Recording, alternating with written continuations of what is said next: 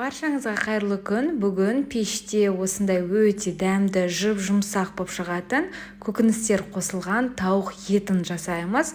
Оның қасына тез жасалатын 5 минуттық тойымды салатты жасаймыз. Видеоны соңына дейін қараймыз. Алдымен тауық етін жақсылап жуып аламыз, одан кейін оны маринадтаймыз. Маринадтау үшін менде Магидің тауық етіне арналған приправасы болды. Сол приправадан қосамыз, одан кейін бір ас қасық майонезді қосамыз.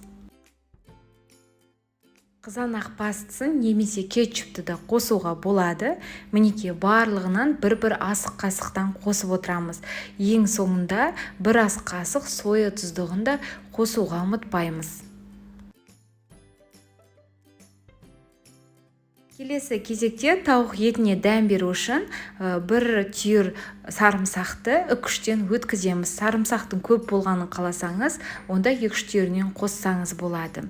Дәміне қарай тұзымызды, бір ас қасық сұйық майымызды қосып, жақсылап барлығын енді біркелкі етіп араластырамыз. Енді 30-40 минутқа етімізді маринадтауға алып қоямыз. 3-4 сағат тұрса, тіптен жақсы болады. Келесі кезекте картопты қақ ортасынан бөліп, одан кейін 3 немесе 2 бөлікке бөлеміз. Көбісі сұрақ қойып жатады, картоп піспей қалып жатпай ма деп. Жоқ, картоп та біздің тауық етімізде барлығы да өте дәмді және де жып-жұмсақ болып піседі. Мінекей картопты турап болдық, енді дәл солай ірілетіп, сәбізімізді де турап шығатын боламыз. Пиязды да қоссаңыз болады. Енді смесь перцев, яғни бұрыштардың қоспасын қосамыз. Одан кейін манағы қалған тауық етінен қалған приправымызды қосып, жақсылап араластырамыз. Дәміне қарай бір шай қасық тұзымызды да қосуға ұмытпаймыз. Және де біздің көкөністеріміз құрғақ болмау үшін сәл ғана сұйық майды да қосып, жақсылап барлығын осылай араластыратын боламыз. Осы кезден бастап пешімізді 180 градуста қыздырып бастаймыз.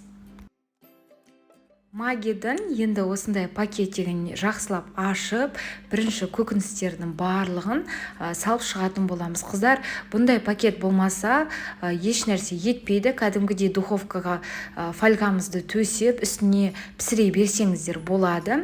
Бұл пакет міндетті түрде болу шарт емес. Мінекей барлық көкөністерімізді енді пакетке салып шығатын боламыз. Оның үстіне манағы маринадталып қойған енді тауық етін осылай үстіне салып шығатын боламыз оны да. Барлығын салып болғаннан кейін, енді тауық еті, картопымыз, көкөністеріміздің барлығы балғын болып пісу үшін сәл ғана осындай сары майды да салып жібереміз.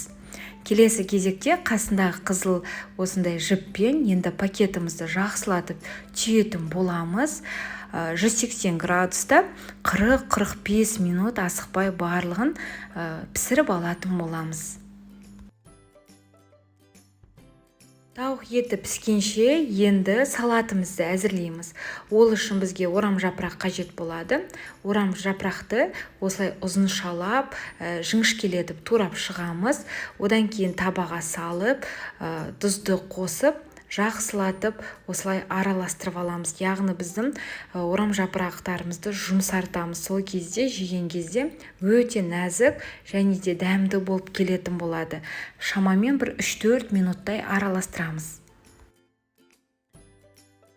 Сәбізімізді да енді ұзыншалап турайтын боламыз, немесе 3-тен өткізсеңіз де болады. Келесі кезекте қияр болса, қиярды да осылай 3-тен өткізіп, салатымызға қосатын боламыз. Барлығын бір табаға салдық.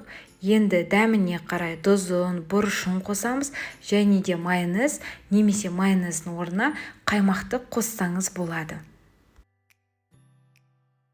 Бұл салатты үйдегі бар ингредиентпен жасайсыз, дүкеннен еш нәрсе алудың қажеті жоқ, өте дәмді болып шығады.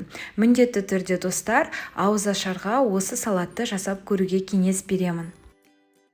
Достар, ауызашарға осындай дайын менюдің рецебі қажет болса, барынша лайк басып, комментарийға қандай да бір смайликтің белгісін қалдырып кетеміз. Мінеки, тағамыз дайын болды. Ас болсын. Сіздермен бірге болған Гаухар.